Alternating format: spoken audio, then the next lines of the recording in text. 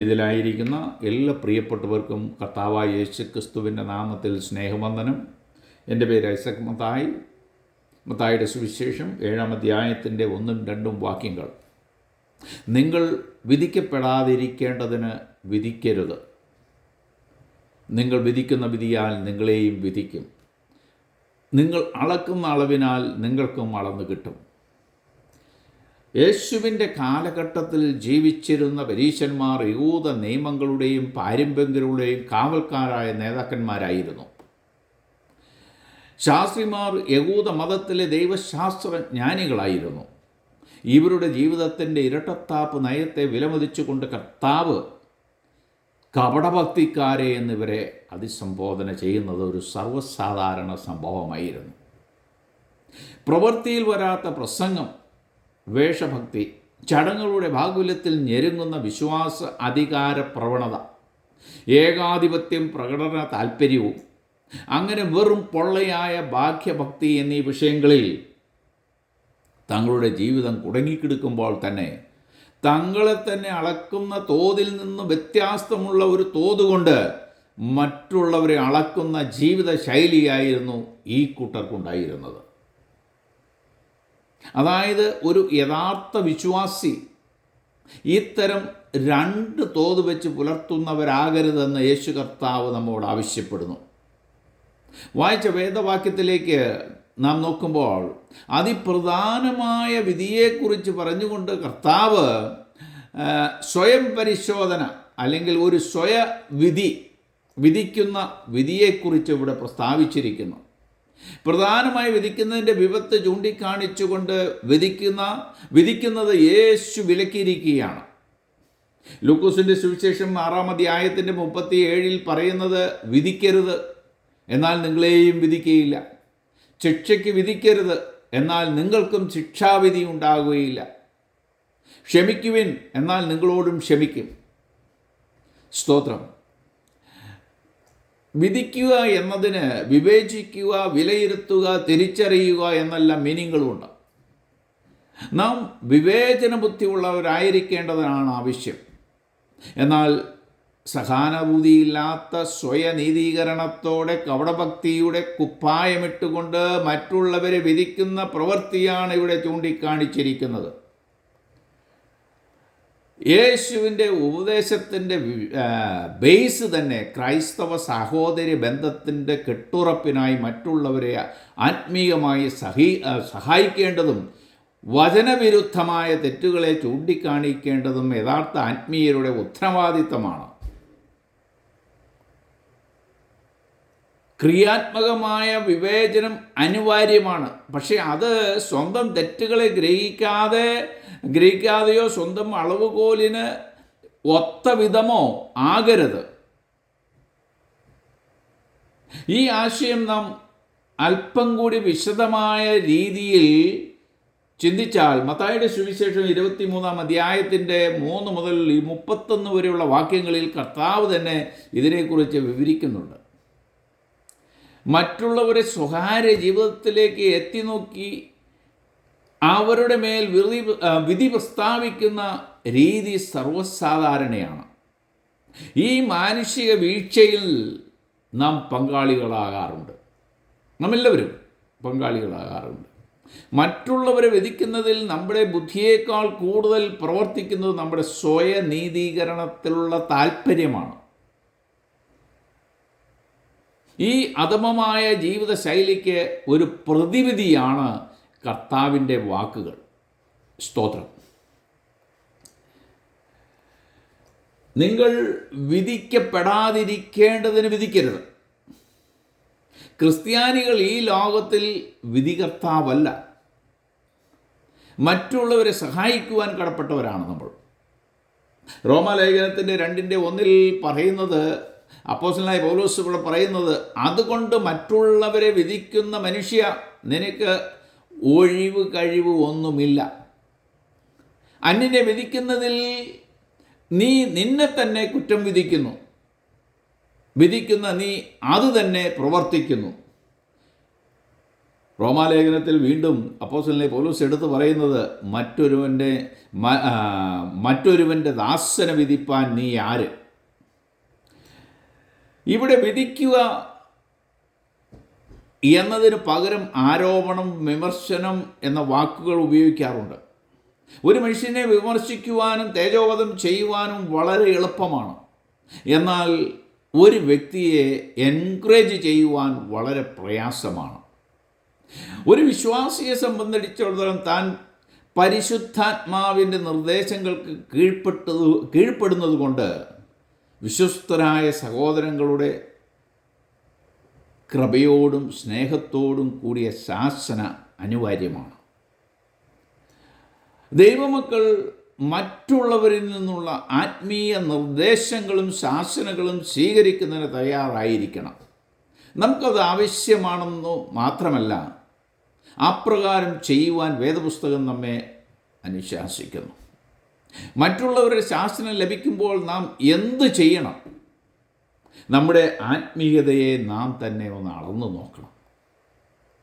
സാധാരണ മനുഷ്യർ തങ്ങളുടെ ആന്തരിക പ്രശ്നങ്ങൾ മറ്റുള്ളവരിലേക്കോ സമൂഹത്തിലേക്കോ കെട്ടിവെച്ച് തങ്ങളുടെ കുറ്റബോധത്തെ ലഘൂകരിക്കുവാൻ ശ്രമിക്കാറുണ്ട്. അങ്ങനെ നമ്മുടെ കുറ്റബോധം മറ്റുള്ളവരുടെ മേലുള്ള കുറ്റാരോപണമായി തീരുന്നു. ഇത് അനാരോഗ്യകരമായ ഒരു ആവർത്തന രീതിയാണ്. ദൈവജനം ഇതിൽ നിന്നെല്ലാം വേർപെട്ട് നിൽക്കണം. നാം ഉന്നയിക്കുന്ന ആരോപണങ്ങൾ എല്ലാം ദൈവിക വീക്ഷണത്തിൽ ശരിയാകണമെന്നില്ല. ഏതെങ്കിലും തെറ്റിൽ അകപ്പെട്ട ഒരുവൻ തൻ്റെ മനസ്സാക്ഷിയുടെ ആക്ഷേപം നിമിത്തം ദൈവവുമായി നിരപ്പ് പ്രാപിക്കുകയും ഹൃദയസമാധാനത്തോടെ ജീവിക്കുകയും ചെയ്യുമ്പോൾ തന്നെ നാം അദ്ദേഹത്തെക്കുറിച്ച് പരസ്യമായി വിമർശിക്കുകയും എഴുതുകയും ചെയ്യാറുണ്ട്. പലപ്പോഴും സമൂഹത്തിൽ നാം കണ്ടുവരുന്ന ഒരു പ്രവൃത്തിയാണത്. വിമർശിക്കുകയും എഴുതുകയും നാം ചെയ്യുമ്പോൾ നാം നമ്മളിലേക്കൊന്ന് തിരിഞ്ഞു നോക്കേണ്ട ആവശ്യകത അവിടെ കർത്താവ് ചൂണ്ടിക്കാണിക്കുന്നു. വാസ്തവത്തിൽ അത് നാം ചെയ്യുന്ന ഒരു അപരാധമാണ് എന്നൊരു ബോധ്യം നമുക്കുണ്ടാകണം. അങ്ങനെ നാം ചെയ്യുമ്പോൾ മറ്റുള്ളവരെക്കുറിച്ചുള്ള സ്നേഹവും കരുതലും ക്ഷമയും പ്രോത്സാഹനവുമാണ് ഒരു വിശ്വാസിക്ക് വേണ്ടത്, ഒരു ദൈവപൈതലിന് വേണ്ടത്.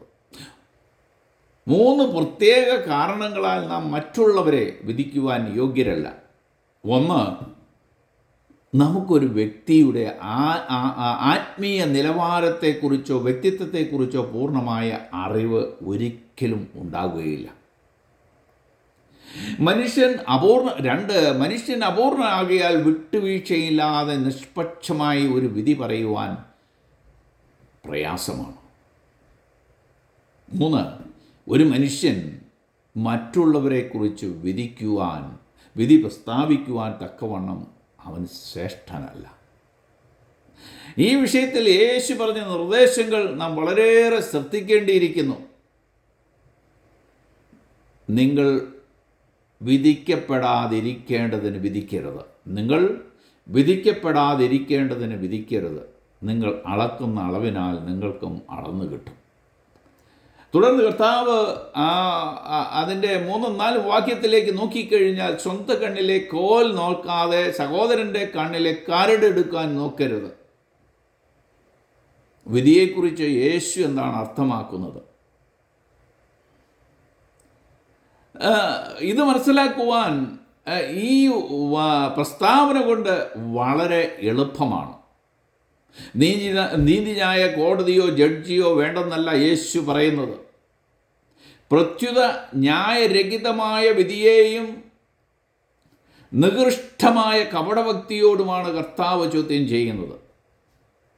നാം മറ്റുള്ളവരിലേക്ക് വിരൽ ചൂണ്ടുന്നതിന് മുമ്പ് ഒരു സ്വയം പരിശോധന നമ്മുടെ ജീവിതത്തിൽ ആവശ്യമായിരിക്കുന്നു.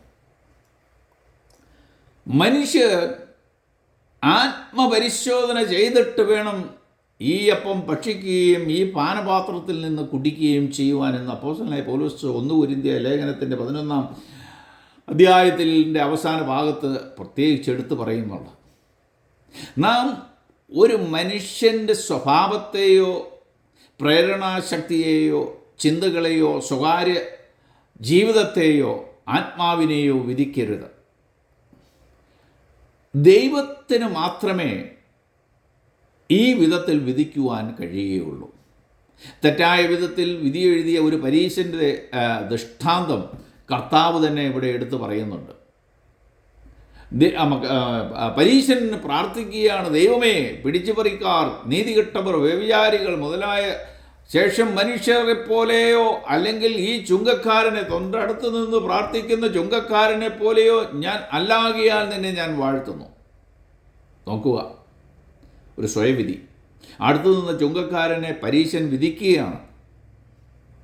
പരീശൻ പറഞ്ഞത് ഞാൻ നല്ലവനാണ്, ചുങ്കക്കാരൻ മോശക്കാരനും. ഈ വിധത്തിൽ നാം മറ്റുള്ളവരെ വിധിക്കുന്ന മനോഭാവം തെറ്റാണെന്ന് കർത്താവ് ചൂണ്ടിക്കാണിക്കുന്നു. ഈ പരീശനെ പോലെ ഉള്ളവർ എപ്പോഴും മറ്റുള്ളവരുടെ കുറ്റങ്ങൾ തപ്പി നടക്കുകയും എപ്പോഴും മറ്റുള്ളവരെ ഇടിച്ച് താഴ്ത്തുന്നതിനുമാണ് ശ്രമിക്കുന്നത്. ഈ കൂട്ടർക്ക് മറ്റൊരാൾ വീഴുന്നതും പാപത്തിൽ അകപ്പെടുന്നതും സന്തോഷമാണ്. ഇങ്ങനെയുള്ള വിധിയെഴുത്ത് മനോഭാവം സ്നേഹത്തിന് ഘടകവിരുദ്ധമാണ്.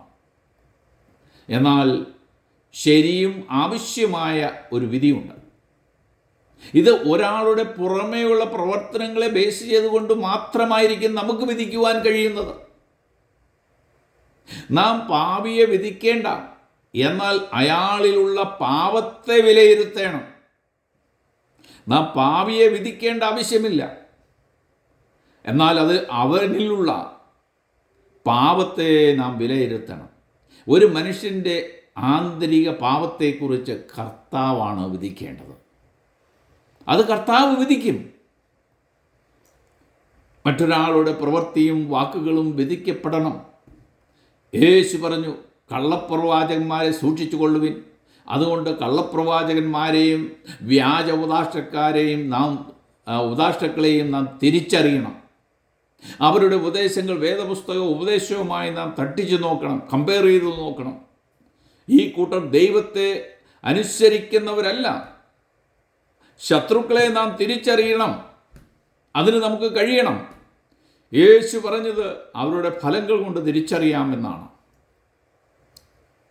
അധികാരത്തിലിരിക്കുന്നവരും മനുഷ്യരുടെ പ്രവർത്തനങ്ങളെ വിലയിരുത്തണം. ഈവൻ സഭാ നേതാക്കന്മാർ വിശ്വാസികളുടെ പ്രവർത്തനങ്ങളെ വിലയിരുത്തണം. ജഡ്ജസ് കോടതികളിൽ ന്യായം വിധിക്കുന്നവർ ആണ്.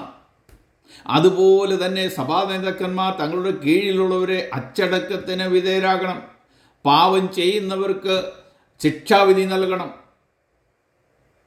മനുഷ്യൻ്റെ പെരുമാറ്റത്തെക്കുറിച്ച് അധികാരത്തിലുള്ളവർ വിധിക്കേണ്ടി വരുമെങ്കിലും അവർ വിധിക്കുന്നത് അച്ചടക്കം പാലിക്കേണ്ട ആളിനെക്കുറിച്ച് എല്ലാ കാര്യങ്ങളും അറിഞ്ഞെന്ന് വരില്ല. ദൈവം മാത്രമാണ് അതെല്ലാം അറിയുന്നത്.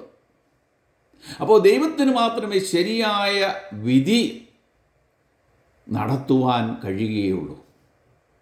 നാം വിധിക്കപ്പെടാതിരിക്കേണ്ടതിന് നാം മറ്റുള്ളവരെ വിധിക്കരുത്. ഇതാണ് കർത്താവ് ഇവിടെ എടുത്തു പറയുന്നത്.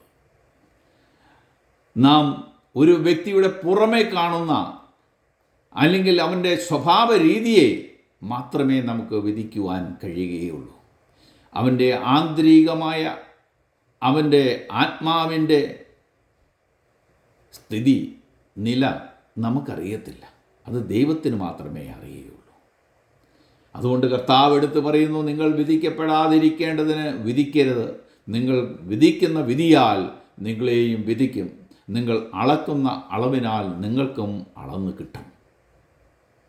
ഈ വചനം കേട്ട എല്ലാവരെയും കർത്താവ് ധാരാളമായിട്ട് അനുഗ്രഹിക്കട്ടെ എന്ന് പ്രാർത്ഥിച്ചുകൊണ്ട് എൻ്റെ വാക്കുകളെ ചുരുക്കുന്നു. മറ്റൊരു വീഡിയോയുമായി നമുക്ക് വീണ്ടും കാണാം. ആമേൻ.